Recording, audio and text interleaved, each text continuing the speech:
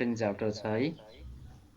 Long question पनि यसो हुँदा अब हजुरहरू कसरी म्यानेज गर्नुपर्ने हो, टाइम म्यानेज गर्ने, अब त्यो अरू अल्टरनेटिभ नेटवर्क केही हुन्छ भने त्यो पनि म्यानेज गर्नुहुन्छ, किनकि अब एउटा क्लास हजुरहरूको मिस भयो भने हजुरहरूलाई ठुलो लस हुन्छ।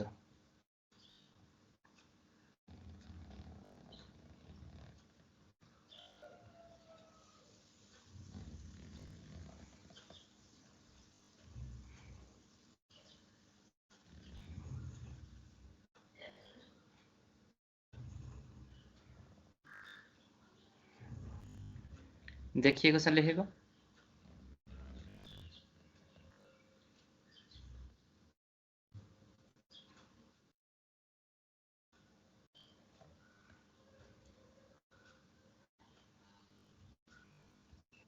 ल लास्ट छुटेकोहरूलाई पनि रिकभर हुने गरी एउटा एक्जाम्पल हेरौँ अनि फर्दर अगाडि जाउँला है।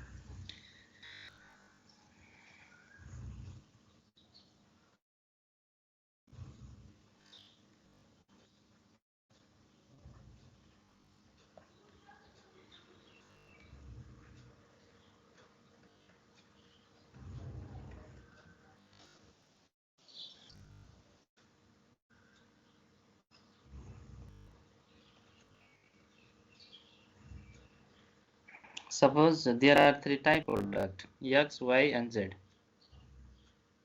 and there are three type of resources. Suppose the first is material, second is machinery, third is direct labor, and each unit of product X requires 5 kg of raw material, and each unit of product Y requires 4 kg of raw material, and each unit of product Z requires 3 kg of raw material, and total availability of raw material is suppose 500 kg, and each unit of product X requires 4 machinery, and Y requires 5 machinery, and Z requires 6 machinery, and total availability of machinery is suppose 300 machinery, and each unit of product X requires 70 LH, and Y requires 60 LH, and Z requires 80 LH. In total availability of DLH is suppose 600 DLH.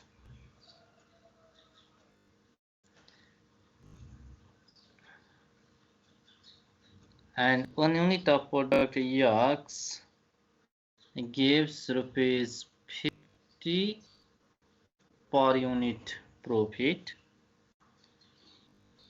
and 1 unit of Y gives rupees 60 per unit profit, and 1 unit of Z gives rupees 40 profit per unit.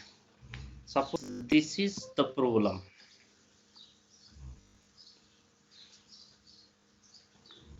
लेख्नुभयो?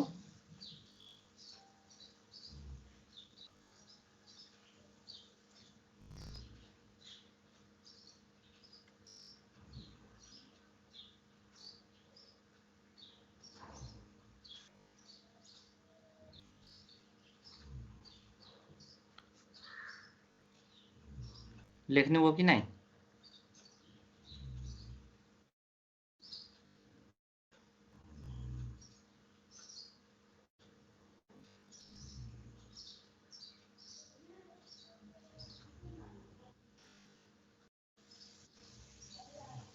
खै त हजुरको response हजुर यहाँ हुनुहुन्छ कि कता जानुभयो सर लेख्यौं ल यो फर्मको यो म्यानुफ्याक्चरिङ अर्गनाइजेसनको हामीलाई दिएका गिभन डेटाहरूलाई आधार मान्ने हो भने अहिले यसले 3 किसिमका रिसोर्सहरू युज गरेर 3 किसिमका वस्तुहरू उत्पादन गर्दो रहेछ product X, Y and Z यी तीनवटै प्रोडक्टहरूले सेम रिसोर्सहरू कन्ज्युम गर्ने गर्छन् प्रोडक्ट X, Y, Z ले मेटेरियल पनि युज गर्छ मेसिन आवर युज गर्छ एन्ड लेबर आवर पनि युज गर्छ त्यसैले LPP लिनियर प्रोग्रामिङ प्रोब्लम केसँग रिलेटेड छ भनेर मैले यसको स्टार्टिङ क्लासमा भनेको थिएँ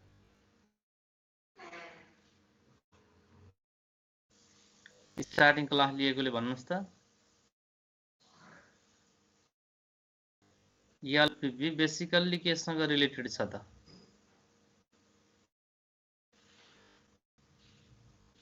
allocations of resources among the available yes allocation of resources रिसोर्सहरूलाई एलोकेट गर्नको लागि LPP डिराइभ गरिएको अब रिसोर्सहरू यसरी एलोकेट गरिनु पर्यो कि हाम्रो अब्जेक्टिभ स्याटिस्फाई हुनु पर्यो हाम्रो अब्जेक्टिभ सक्छ आइदर मिनिमाइजेसन हुन सक्छ अर म्याक्सिमाइजेसन हुन सक्छ अब यो मिनिमाइजेसन म्याक्सिमाइजेसन अब्जेक्टिभ कसरी सेट गर्ने भन्ने सन्दर्भमा हामीसँग कस्ट स्ट्रक्चर दिएको छ अथवा प्रोफिट स्ट्रक्चर दिएको छ हेर्नुपर्ने हुन्छ यदि कस्ट स्ट्रक्चर दिएको छ त्यतिबेला हामी मिनिमाइजेसनतिर जान्छौँ यदि हामीसँग प्रोफिट स्ट्रक्चर दिएको छ हामी म्याक्सिमाइजेसनतिर जान्छौँ अब अहिले हामीसँग CMPU that means contribution margin per unit CMPU कसरी डिराइभ गरिन्छ अकाउन्टतिर हेर्नु भएको छ होला हैन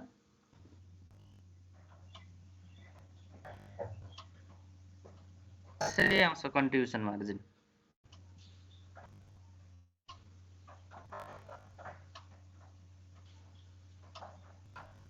भन्नुस् त हैन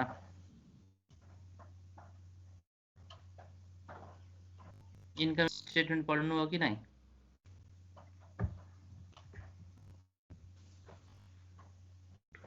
sales minus cost of goods sold sales minus cost of goods sold गर्दा त ग्रस प्रॉफिट आउँछ सेल्स माइनस COGS गरिसकेपछि आएको फिगरले के भन्नु इन्कम स्टेटमेन्टमा ग्रस प्रॉफिट भन्नु minus interest interest त्यता पढ्नु हो कि नै त्यति भन्नुस् त नपढेको भए पढेको मलाई याद नहुन सक्छ पढेको हो भने त याद हुनु पर्यो sales minus COGS gross profit minus other non variable cost other variable cost means non-manufacturing variable cost for example variable office and administrative expenses variable selling and distribution expenses यस्ता कस्टहरु घटाइसकेपछि कन्ट्रिब्युसन मार्जिन हुन्थ्यो त्यसमा आने lace fix cost गर्नुभयो भने fix cost भित्र fix manufacturing cost and fix non manufacturing cost गरेर अनि profit find out गरिन्थ्यो त्यसैले sales minus variable cost equals to contribution margin total बेसिसमा है अनि पर युनिट बेसिसमा selling price per unit minus variable cost per unit equals to contribution margin per unit हुने गर्छ त्यसैले हामीलाई यहाँ दिएको भनेको फिक्स कस्ट त कन्स्टेन्ट हुन्छ फिक्स कस्ट प्रोडक्सन सँग रिलेटेड हुँदैन हामी जति लेभल अफ एक्टिभिटी अथवा जति प्रोड्युस गरे पनि फिक्स एउटा सर्टेन रेन्जसम्म कन्स्टेन्ट रहन्छ त्यसैले फिक्स कस्टलाई हामी इग्नोर गर्छौं यसर्थ contribution margin per unit equals to selling price per unit minus variable cost per unit हुन्छ है ल फर्स्ट अफ अल यो क्वेशनलाई हामी बुझौं अहिले यो म्यानुफ्याक्चरिङ अर्गनाइजेसनले तीन किसिमको वस्तुहरू उत्पादन गर्दो रहेछ एक्स वाइ जेड तीनै किसिमका वस्तुहरू उत्पादन गर्नलाई सेम रिसोर्सहरू कन्ज्युम हुन्छ अलग अलग रिसोर्सहरू कन्ज्युम हुने हो भने जुन प्रोडक्टको लागि जुन रिसोर्स युज हुन्छ त्यसैलाई एलोकेट गर्नु पर्नुहुन्थ्यो समस्या आउने थिएन तर यहाँ सेम रिसोर्सहरू प्रत्येक प्रोडक्टहरूले कन्ज्युम गर्ने हुँदा अब यी रिसोर्सहरू प्रोडक्ट वाइज कसरी एलोकेट गर्ने त? जस्तो कि मेटेरियल हामीसँग टोटलमा 500 केजी छ, 500 केजी भन्दा बढी छैन हामीसँग। यो 500 केजी मेटेरियल मध्ये कति केजी एक्सलाई, कति केजी वाइलाई, कति केजी जेडलाई, पर युनिटको स्ट्रक्चर त्यहाँ छ। एक्सलाई 1 युनिट उत्पादन गर्न 5 केजी लाग्छ, वाइलाई 4 केजी लाग्छ, जेडलाई 3 केजी लाग्छ। त्यसो यो 500 केजीले कति एक्स वाइ जेड उत्पादन गर्यो भने हाम्रो प्रॉफिट मैक्सिमम हुन्छ। हामीले यति रिसोर्सलाई हेरेर भएन, हामीसँग अर्को रिसोर्स पनि छ जो लिमिटेड क्वान्टिटीमा हामीसँग अभाइलेबल छ। जस्तै मेसिनहरु छ, हामीसँग जस्ट 300 मेसिनहरु मात्रै अभाइलेबल छ, योभन्दा धेरै हामीले मेसिन युज गर्न सक्दैनौँ। त्यसैले यो 300 घण्टा मेसिन चलाउँदै गर्दा 300 घण्टा भित्र हामी एक्स वाइ जेड कति युनिट उत्पादन गर्ने, ताकि 1 युनिट एक्स उत्पादन गर्न 4 मेसिन आवर लाग्छ, 1 युनिट वाइ उत्पादन गर्नलाई 5 मेसिन आवर लाग्छ र 1 युनिट जेड उत्पादन गर्नको लागि 6 मेसिन आवर लाग्छ। अब यो 300 मेसिन आवर कसरी एलोकेट गर्ने त? यो हाम्रो प्रॉफिट म्याक्सिमम हो। सँगसँगै हामीसँग अब रिसोर्स पनि छ जो पनि आफैमा लिमिटेड क्वान्टिटीमा मात्रै अभाइलेबल छ, त्यो भनेको डाइरेक्ट लेबर आवर। हामीसँग जस्ट 600 DLH छ, प्रोसेसरले 600 घण्टा काम गर्न सक्छन् टोटलमा। त्यो 600 घण्टा मध्ये प्रोडक्टको लागि कति घण्टा छुट्याउने त? एक्स को लागि कति छुट्याउने, वाइ को लागि कति छुट्याउने, जेड को लागि कति छुट्याउने टोटलमा। तर per unit X Y Z को लागि कति लाग्छ भनेर क्वेशनले हामीलाई दिएको छ, दिनुपर्छ। त्यसैले 1 युनिट एक्स उत्पादन गर्दा 7 DLH कन्ज्युम हुन्छ, 1 युनिट वाइ उत्पादन गर्दै गर्दा 6 DLH कन्ज्युम हुन्छ र 1 युनिट जेड उत्पादन गर्दै गर्दा 8 DLH कन्ज्युम हुन्छ। र यो 600 लाई हामी कसरी एलोकेट गर्ने? अब एउटा मात्रै एलोकेट गरेर भए, तीनवटैलाई एलोकेट गर्नुपर्ने हुन्छ, किनकि मेटेरियल हामी एक्स मा बढी एलोकेट गर्यौं, मेसिनहर वाइ मा एलोकेट गर्यौं, DLH जेड मा एलोकेट गर्यौं भने कम्बिनेसन मिल्दैन। किन मिल्दैन भन्दा किनकि एक्स वस्तु उत्पादन गर्नलाई जस्ट मेटेरियल मात्रै भएर हुँदैन, मेसिनहर पनि चाहिन्छ, लेबरहर पनि चाहिन्छ। त्यसैले यी तीनवटा प्रोडक्टलाई हामीसँग अभाइलेबल रिसोर्सहरु यसरी एलोकेसन गर्नु पर्यो जबकि हाम्रो प्रॉफिट सबभन्दा हाइएस्ट पोइन्ट हुन सकियोस्। यो पार्टिकुलर पिरियड भित्र हाम्रो प्रॉफिट सबभन्दा बढी हुन सकोस्, त्यो हुने गरी, त्यो अब्जेक्टिभ अचिभ गर्ने गरी हाम्रा रिसोर्सहरुलाई हामीले कसरी एलोकेसन गर्ने त? यो आफैमा एउटा ग्रेट प्रोब्लम हो। यो प्रोब्लम सल्भ गर्नको लागि अब हामीले एलपीपी थ्रु यसलाई सल्भ गर्ने गर्छौं र फाइनल स्टेप पुगिसके पछाडी हामीले के फाइन्ड आउट गर्छौं त भन्दा एक्स यति युनिट उत्पादन गर्ने, वाइ यति युनिट उत्पादन गर्ने, जेड यति युनिट उत्पादन गर्यौं भने रिसोर्सहरु पनि स्याटिस्फाई हुन्छन्, हामी एक्सेस रिसोर्स प्रयोग गर्न पनि सक्दैनौं र हाम्रो प्रॉफिट पनि के हुन सक्छ? कम हुन सक्छ। यो हुँदै गर्दा जस्तो एउटा रिसोर्स पुरै युज नहुन पनि सक्छ, जस्तो 500 केजी युज नहुन पनि सक्छ, अथवा मेसिनहरु 300 मेसिन युज नहुन पनि सक्छ, त्यो भन्दा कम हुन सक्छ र लेबर 600 युज नभन्दा कम वा त्यति नै हुन सक्छ, तर यो भन्दा बढी युज गर्न पाइएन, हामीसँग अभाइलेबल नै छैन। अब यो प्रोब्लमलाई हामीले सल्भ गर्नको लागि यसलाई हामी फर्स्ट अफ अल के गर्नुपर्छ त भन्दा हाम्रो अब्जेक्टिभ सेट गर्नुपर्छ, हाम्रा कन्स्टेन्टहरु के हुन् ती सेट गर्नुपर्छ, अनि अब्जेक्टिभ र कन्स्टेन्टहरु सेट गरिसके पछाडी त्यसलाई सल्भ गर्ने उसको लागि हामी फेरि स्ट्यान्डर्ड फर्म अफ एलपीपी मा कन्भर्ट गर्नुपर्ने हुन्छ। त्यो पछाडी सल्भ गर्ने प्रोसिडर कमन हुन्छ, त्यस पछाडी सबै कन्डिसनमा एउटै हुन्छ। अब त्यहाँसम्म हाम्रो क्वेशन अनुसार हाम्रो अब्जेक्टिभ के, हाम्रा कन्स्टेन्टहरु कति संख्यामा भन्ने कुराहरु क्वेशन अनुसार डिफरेन्ट हुन सक्छ। जब हामी स्ट्यान्डर्ड फर्म अफ एलपीपी मा कन्भर्ट गर्छौं त्यस पछाडीका हाम्रा स्टेपहरु भनेको सेम एन्ड सिमिलर हुने गर्छन्। अब हेरौं, हामीले लास्टले हेरेका छौं कि अब यस्तो प्रोब्लमलाई हामीले सल्भ गर्नको लागि फर्स्ट अफ अल हामी अब्जेक्टिभ सेट गर्नुभन्दा अगाडि हाम्रा भेरिएबलहरुलाई हामी डिफाइन गर्नुपर्छ। अब यी भेरिएबल भनेको मतलब हाम्रा प्रोडक्टहरु, प्रोडक्टहरु अहिले एक्स वाइ जेड भनेर दिएको छ। अब कुनै केसमा जस्तो अब भन्न सक्छ बेन्च, चेयर, टेबल दिन सक्छ। यस्तो दियो भने यसलाई हामी अब सल्भ गर्न सजिलो होस् भन्नेको लागि x x2 n x3 भनेर जान्नु पर्ने हुन्छ। अब हामीसँग कतिवटा प्रोडक्ट छन् अहिले यो क्वेशनमा भन्नुस्? तीनवटा छ ल। त्यसैले अब हामीले के गरौँ भन्दाखेरि लेट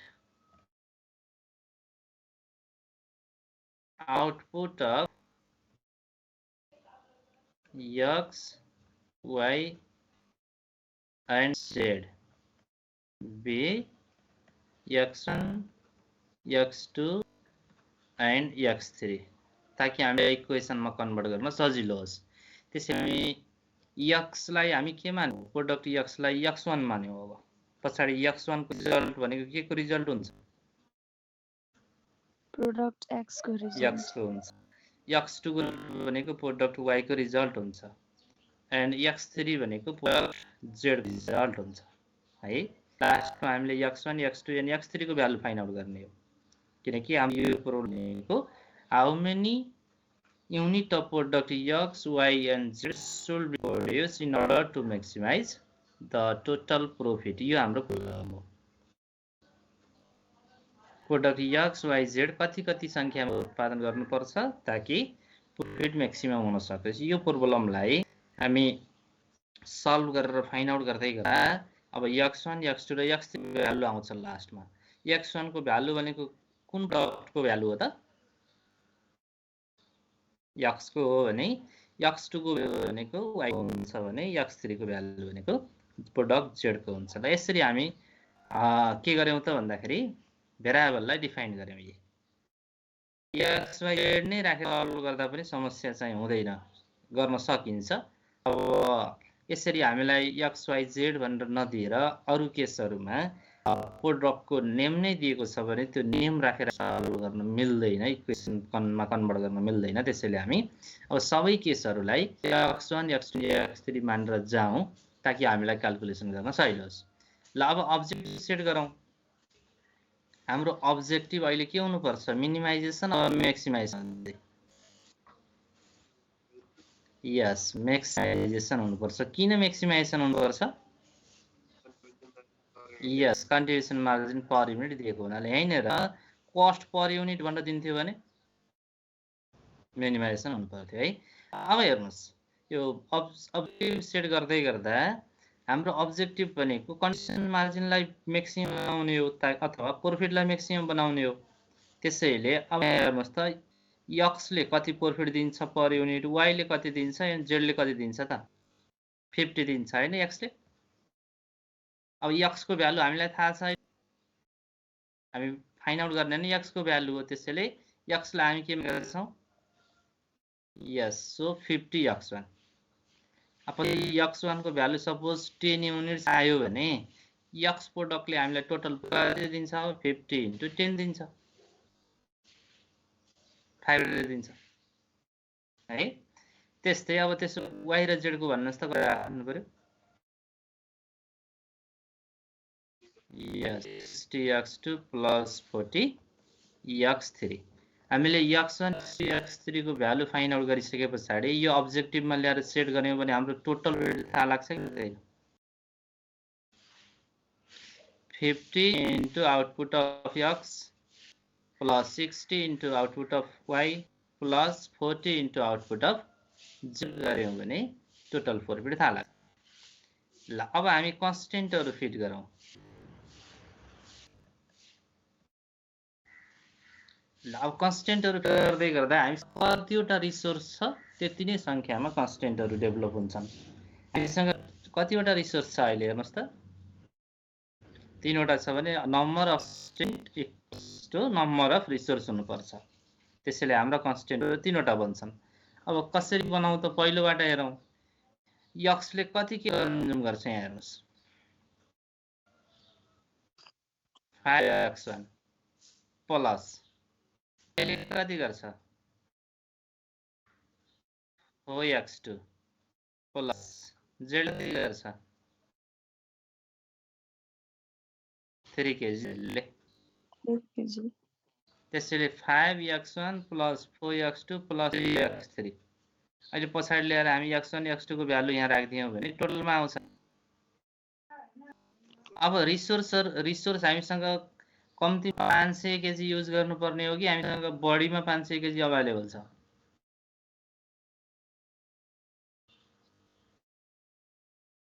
कम्तीमा 500 कम्तीमा होइन, जस्ट अभाइलेबल भन्यो भने हामीसँग भएकै 500 केजी हो। 501 केजी वस्तु छैन हामीसँग। त्यसैले हामीले युज गर्ने 500 हो कि 500 भन्दा बढी हो? 500 हो। कम वा 500 मात्रै 500 हो नि त? भन्दा कम हो। कमै त नभनौ, कम अथवा 500 हुन सक्छ, बढी त हुँदैन नि, हुनु भएन। त्यसैले हाम्रो अब यो साइन यस्तो हुनु पर्यो। यसलाई हामी के भन्छौँ? Less than or equal to 500। Yes, less than or equals to कति त? 500। 500 हेर्नुहोस्, हामीले युज गर्ने मेटेरियल 500 सम्म हुन सक्छ, तर 500 भन्दा धेरै हुन भएन है। यस्तै अब दोस्रो मेसिन अर्को छ, ल भन्नुहोस् ल। त्यसो भए अब सजिलो छ, 4x1 plus 5x2 plus 6x3 is less than or is equal to 300। अब तेस्रो DLH को कन्स्टेन्ट सेट गरौँ, ल भन्नुहोस्। 7x1 plus 6x2 plus 8x3 is less than or is equal to 600। अब हाम्रो नन नेगेटिभिटी भने x1 x2 n x3, हामीले जो x1 x3 n x3 x1 x2 n x3 को भ्यालु फाइन्ड आउट गर्छौं, यो 0 अर देन 0 हुनुपर्छ। अहिले पछाडी x1 को भ्यालु माइनसमा आउनु भएन, x2 को भ्यालु माइनसमा आउनु भएन, x3 को भ्यालु माइनसमा आउनु भएन। बुझ्नुभयो नि? प्रोडक्ट x हामीले उत्पादन नै नगर्न सक्छौं, 0 युनिट उत्पादन हुन सक्छ या 0 भन्दा बढी हुन सक्छ, तर -10 युनिट आउनु भएन के x को। माइनसमा नि कहिले उत्पादन हुन्छ र?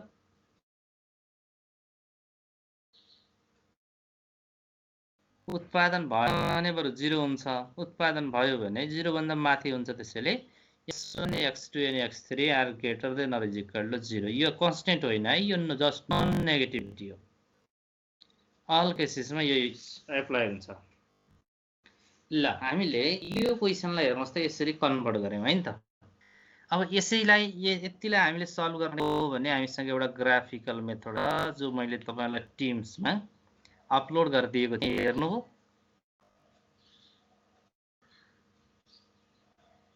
हेर्नु कि नै? सम्भवतः टोटलले हेर्नु भएन, मलाई त्यस्तै लाग्यो हो।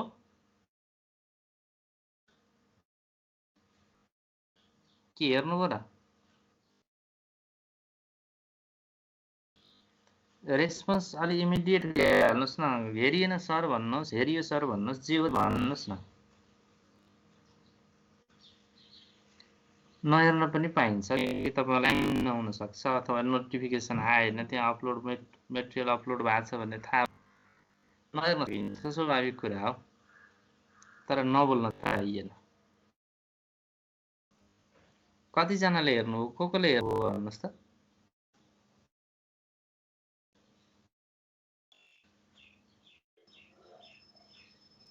कसैले भएन?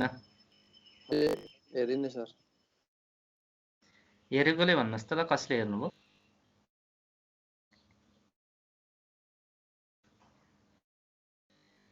पछाडि हजुरहरूलाई मेटेरियलहरु त्यहाँ राखिदिएर पनि अर्थै हुँदो रहेनछ है।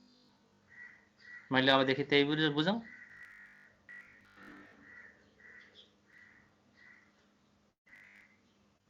थाहै भएन कि त्यहाँ छ भन्ने।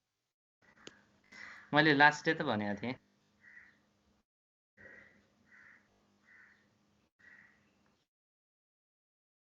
हेर्नु भएको थियो?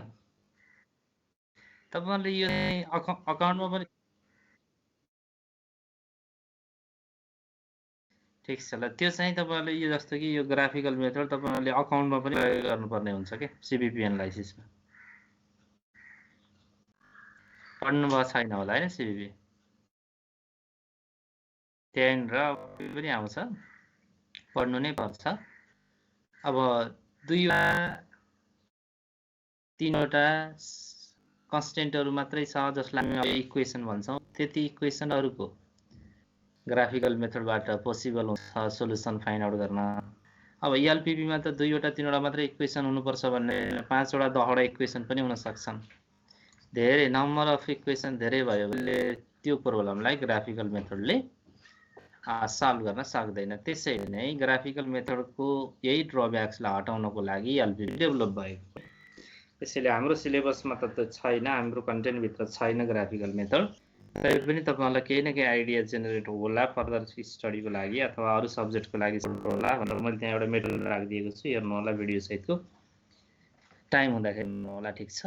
ल अब अहिले म त्यो ग्राफिकल मेथडतिर गइन किनकि हाम्रो कन्टेन्ट भित्र नभएकोले अब हामी त सिम्प्लेक्स मेथडबाट गर्छौं एलपीपी लाई, त्यसैले म त्यतातिर लान्छु। अब यो भनेको जस्ट क्वेशन भयो ल, हेर्नुस् त्यो क्वेशनलाई हामी यो क्वेशनमा कन्भर्ट गरेको, फर्म अफ क्वेशन चेन्ज मात्रै गरेको। हामीलाई एक्जाममा अथवा बुकमा यसरी क्वेशन दिएको हुन्छ र यो दियो भने अब हामी यसलाई स्ट्यान्डर्ड फर्म अफ एलपीपी मा कन्भर्ट गर्ने हो। ल अब लास्टै छुटेका साथीहरुले अलि राम्रोसँग हेर्नुस्, हामीसँग कतिवटा अहिले कन्स्टेन्टहरु छन् ल, हेर्नुस् त यहाँ हेरेर भन्नुस्। कतिवटा छन्? तीनवटा छन् है। अनि मैले लास्टै पनि भनेको थिएँ हामीसँग तीन किसिमका साइनहरु हुन सक्छन्। एउटा साइन भनेको हामीसँग इक्वल टु साइन हुन सक्छ, अर्को साइन भनेको less than or equal to हुन सक्छ र अर्को साइन भनेको more than or equal to हुन सक्छ। यी तीन किसिमका साइनहरु हुन्छन् कन्स्टेन्टमा। अहिले हाम्रो कन्स्टेन्टमा अब पछाडी हामीले एउटै प्रब्लममा यी तीनवटै साइन इन्क्लुड गरेर गर्नुपर्ने हुन्छ, हामीलाई एक्जाममा त्यस्तै आउँछ। अहिले हामी जस्ट तीनवटै कन्स्टेन्टमा एउटा साइनबाट इन्ट्री गरेका छौं। जस्तो अहिले यी तीनवटै कन्स्टेन्टमा कुन साइन छ हेर्नुस् त? Less than or equal to. त्यसैले अब यहाँ इक्वल टु छ त्यति बेला आर्टिफिशियल भेरिएबल हामीले थप्नु पर्ने हुन्छ, आर्टिफिशियल वा डमी भेरिएबल। लेस देन छ भने सिलेक्ट भेरिएबल थप्नु पर्ने हुन्छ र more than or equal to छ भने यति बेला सरप्लस थप्नु पर्छ। सरप्लस नेगेटिभ फर्ममा हुन्छ, त्यसैले सरप्लस सँगसँगै फेरि आर्टिफिशियल थप्नु पर्ने हुन्छ। भइसके पछाडी कुन साइनको लागि कस्तो भेरिएबल थप्नु पर्दो रहेछ? यदि इक्वल टु फर्ममा छ हामीले कुन भेरिएबल इन्ट्रोड्युस गर्नुपर्छ? Dummy variable. यस। यदि less than or equal to छ भने सिलेक्ट भेरिएबल। यदि more than or equal to छ भने surplus. Basically surplus variable negative फर्ममा हुन्छ। सरप्लस भनेको एक्सेस हो, एक्सेसलाई हामी नेगेटिभ फर्ममा राख्नुपर्ने हुन्छ, माइनस फर्ममा राख्नुपर्ने हुन्छ। माइनस फर्ममा राख्दै गर्दा त्यसले आइडेन्टिटी म्याट्रिक्स बनाउँदैन। आइडेन्टिटी म्याट्रिक्स पनि हेरेका थियौं नि लास्टै। आइडेन्टिटी म्याट्रिक्स सरप्लस भेरिएबलले कहिले पनि पाउँदैन। त्यसैले फेरि त्यसलाई कम्प्लिट गर्नको लागि सरप्लस भेरिएबल लगत्तै कुन भेरिएबल थप्नु पर्दो रहेछ? आर्टिफिशियल भेरिएबल थप्नु पर्ने हुन्छ। त्यसैले अब इक्वल टु मा एउटा भेरिएबल थप्यो हुन्छ डमी भेरिएबल अथवा आर्टिफिशियल है। अनि लेस देन इक्वल टु मा पनि जस्ट भेरिएबल मात्र इन्ट्रोड्युस गरे हुन्छ। तर ग्रेटर देन अर इक्वल छ भने यति बेला एउटैमा हामी दुईटा भेरिएबलहरु इन्ट्रोड्युस गर्नुपर्ने हुन्छ, plus variable as well as artificial or dummy variable introduce गर्नुपर्ने हुन्छ। अब अहिले इक्वेसनहरुमा जस्ट कुन मात्रै साइन छ त? तीनवटै हाम्रा कन्स्टेन्टहरुमा एउटै साइन छ, less than or equal to. ल त्यसैले थोरै यहाँ अब ल्याङ्ग्वेजमा लेख्नु पर्ने हुन्छ। तपाईहरु यहाँसम्म आउनु भएको छ? ल आउनु भएको छ भने थोरै लेख्नुस् त ल। Since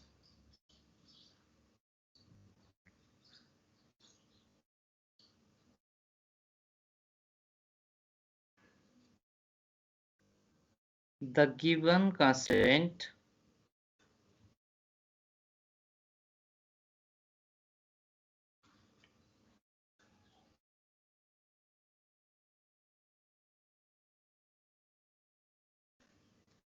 are in form of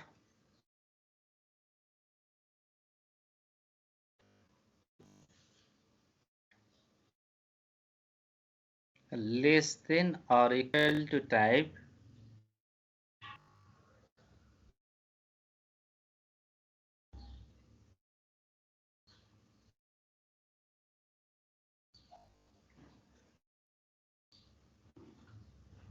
So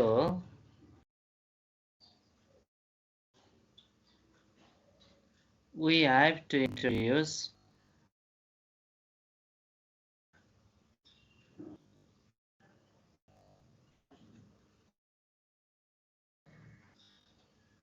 select variables. कतिवटा थप्नु पर्यो त? कतिवटा छन् हामीसँग कन्स्टेन्टहरु?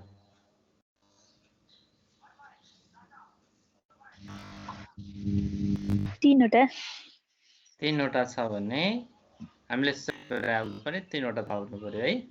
Select variables s1, s2 and s3.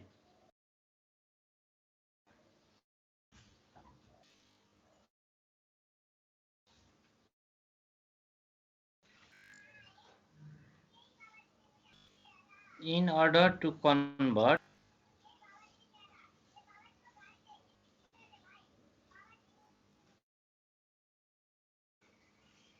the problem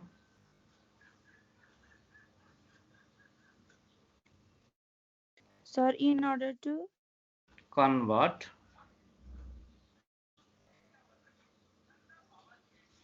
the problem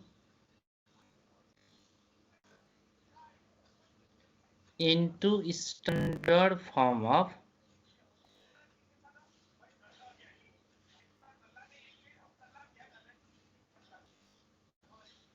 ERP.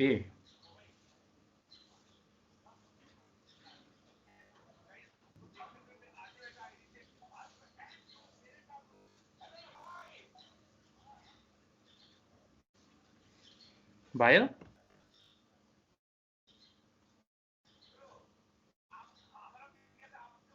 लेख्नु हो। हजुर सर। हजुर सर। ल अब हामीले तीनवटा भेरिएबल इन्ट्रोड्युस गर्नुपर्ने अवस्था आयो हैन? हाम्रा कन्स्टेन्टहरु नट इक्वल टु फर्ममा भएको हुनाले सेलेक्ट भेरिएबल s1, s2 अनि s3 तीनवटा इन्ट्रोड्युस गरियो। ल अब त्यसो भए अब हामी फेरि अब रिराइट गर्नु पर्यो। अब्जेक्टिभलाई रिराइट गरौँ।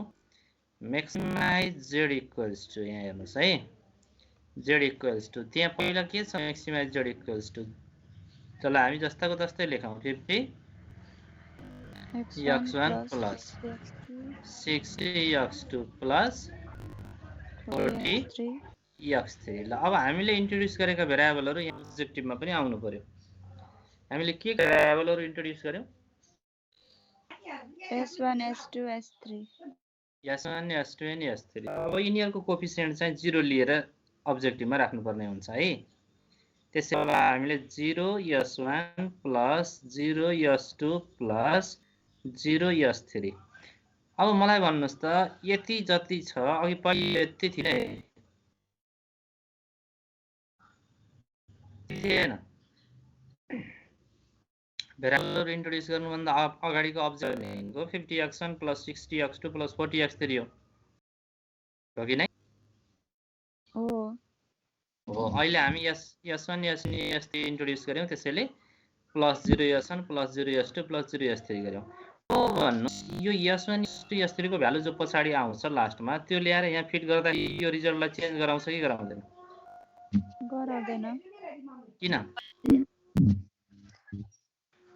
0 कोएफिसिएन्ट 0 छ हैन त? त्यो है। हाम्रो रिजल्टमा त चेन्ज हुँदैन नि त। यो सुरुको equation maximise z equals to j थियो, त्यो र यो त्यही त रहन्छ नि हैन, न्यूमेरिकल भ्यालुको हिसाबले। हो कि नै? हो सर। तर जस्ट हामी यसलाई स्ट्यान्डर्ड फर्ममा एलपीबी मा कन्भर्ट गर्नको लागि यसरी 0 s1 plus 0 s2 plus 0 s3 गरेको। कुरा बुझ्नुभयो? बुझिम सर। ल अब आउनुस् कन्स्टेन्टहरु।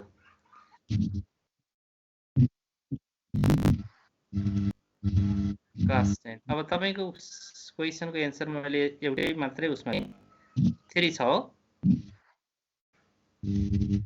हो? सपोज मान्दै 3 छ हो?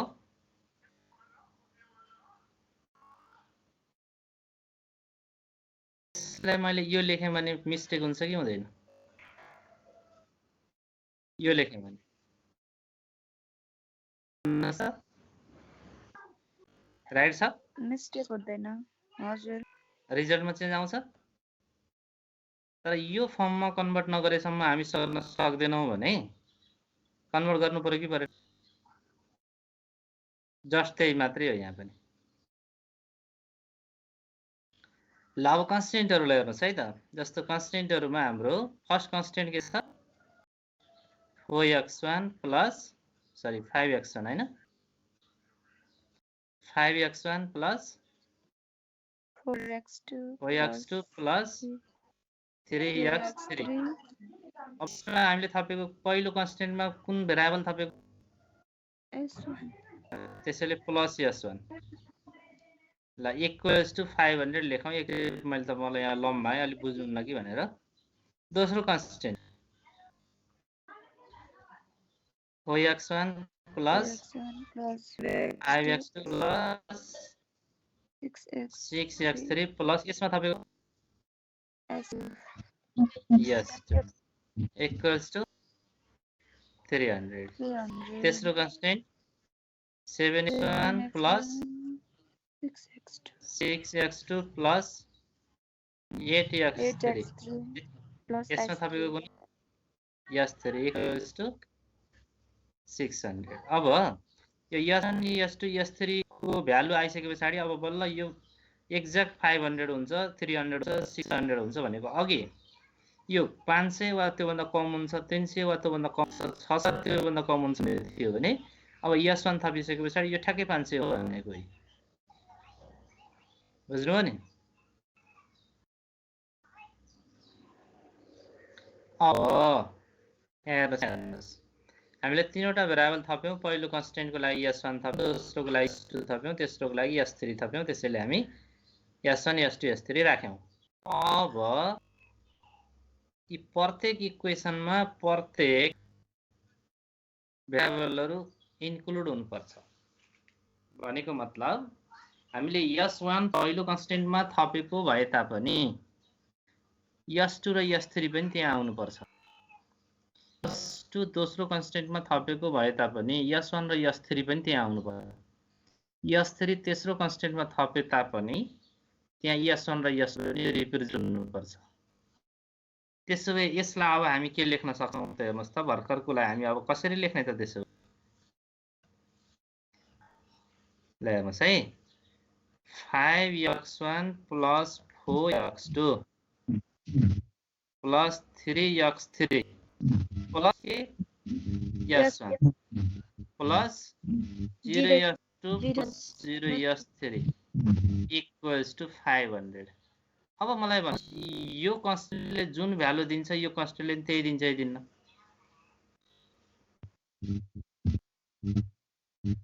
दिन्छ सर त्यही सर कसरी दिन्छ यहाँ त s2 र s3 पनि त आछ नि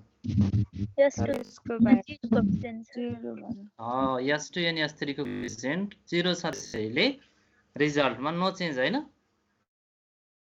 त्यसैले अब सेकेन्ड कन्स्टेन्टलाई कसरी लाने त ल भन्नुस् त 4x1 plus 5x2 plus 6x3 plus के हुनु पर्यो 0s1 yes 0s1 plus s2 plus 0s3 equals to 300 यो कन्स्टेन्ट अघि यहाँ जति जे आउँछ भ्यालु यसमा पनि त त्यही आउँछ नि हैन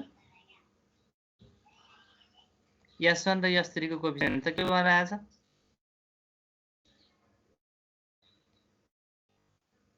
जिरो भएर आछ ल त्यस्तै थर्ड को के हुनु पर्छ अब ल भन्नुस् 7x1 plus 6x2 plus 8x3 plus 0s1 plus 0s2 plus s3 equals to 600 यी कन्स्टेन्टहरुलाई हामीले अब प्रत्येक कन्स्टेन्टमा हामीले इन्ट्रोड्युस गरेका सबै भेरिएबलहरु आए कि आएनन् पहिलो कन्स्टेन्टमा हामीले s1 इन्ट्रोड्युस गरेका हौं तर त्यहाँ s2 र s3 पनि आउनु पर्यो इन्ट्रोड्युस गरिएको भेरिएबलको कोएफिसिएन्ट 1 आउनु पर्यो बाँकी 0 आउनु पर्यो त्यसैले पहिलो कन्स्टेन्टमा हामीले इन्ट्रोड्युस गरेको भेरिएबल s1 हो। s1 को कोएफिसिएन्ट 1 हुनु पर्यो भने अरु s2 र s3 को कोएफिसिएन्ट 0 हुनु पर्यो। त्यस्तै जो कन्स्टेन्टमा हामीले इन्ट्रोड्युस गरेको s2 हो त्यस s2 को कोएफिसिएन्ट 1 हुनु पर्यो भने बाँकी s1 र s3 को कोएफिसिएन्ट 0 हुनु पर्यो। तेस्रो कन्स्टेन्टमा हामीले इन्ट्रोड्युस गरेको s3 हो जसको कोएफिसिएन्ट 1 हुनु पर्यो भने बाँकी s1 र s2 को कोएफिसिएन्ट 0 हुनु पर्यो। तर हामीले यहाँ ती भेरिएबल राख्दाखेरि सबैमा एउटै बेसिसमा राख्नुपर्ने हुन्छ। भनेको मतलब के भन्दा पहिलोमा s1 s3 राख्नु पर्छ, त्यस्तै दोस्रोमा पनि s1 s2 s3 र तेस्रोमा पनि s1 s2 s3 यो अर्डर मेन्टेन गरिएको हुनुपर्छ है। ल यसलाई पनि अब हामी non नेगेटिभिटीमा x1 x2 x3 s1 s2 and s3 are not equal to 0। x1 x2 x3 s1 s2 s3 को भ्यालु 0 आउन सक्छ तर नेगेटिभ आउन भएन। ल हेर्नुस् बल्ल यो स्ट्यान्डर्ड फर्म अफ एलपीपी भयो। यो उपल्लो स्ट्यान्डर्ड फर्म होइन। अब हामीले इन्ट्रोड्युस गरेका सबै भेरिएबलहरु यहाँ आइसकेपछि बल्ल यसलाई हामी स्ट्यान्डर्ड फर्म अफ एलपीपी भन्छौं। यसलाई अब म्याट्रिक्स फर्ममा म्याट्रिक्स भन्ने त तपाईहरुले कहीं कतै पढ्नु भयो होला ax = b भनेर पढ्नु हो कि पढ्नुहुन्न?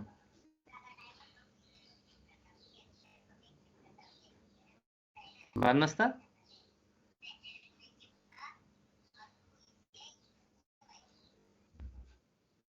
याद भएन है? ax = b यसलाई म्याट्रिक्सको फर्म भन्छ। ल हेर्नुस् त्यसो भने फर्स्ट अफ अल अब हामीले के गरे यो x का कोएफिसिएन्टहरु के तिनी लेखौं। प्रत्येक भेरिएबलको अगाडिको कोएफिसिएन्ट भन्नुस् का पहिलो कन्स्टेन्टमा x1 को अगाडि कति छ? 5 दोस्रोमा 4 तेस्रोमा 3 s1 को अगाडि कति छ? 1 s2 को अगाडि 0 0 0 0 दोस्रोमा आउनुस् 4 5 6 4 5 6 0 1 1 0 तेस्रोमा आउनुस् 7 6 8 6 8 0 0 1 1 यो ए हो। ल अब x भनेको हामीले के थप्यौं अथवा हाम्रो भेरिएबलहरु के छन्?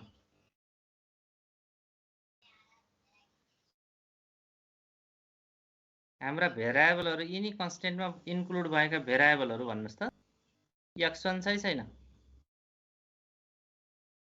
x2 x3 s1 s2 s3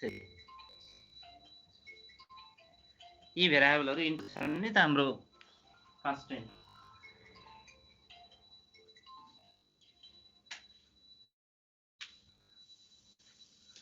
ल अब यो ax भयो। ल हेर्नुस् इक्वल्स टु b भनेको यिनी भ्यालुहरु हो नि।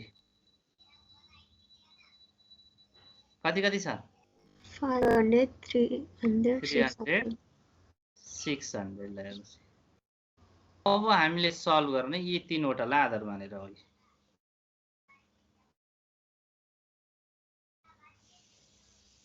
यति सोल्युसन होइन, यो भन्दा पछाडी त हामीसँग अब धेरै स्टेपहरु छन्।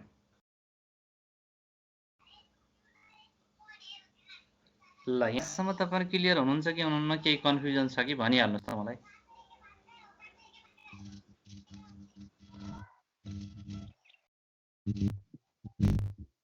छैन सर। अनि यो ए मा जो चाहिँ यो तीनवटा 5 4 3 5 4 5 6 7 6 8 भनेको क्वेशनमा दिएको भ्यालु हो भने यिनी भ्यालुहरु हामीले इन्ट्रोड्युस गरेको हो। हो सर। हजुर सर हजुर हजुर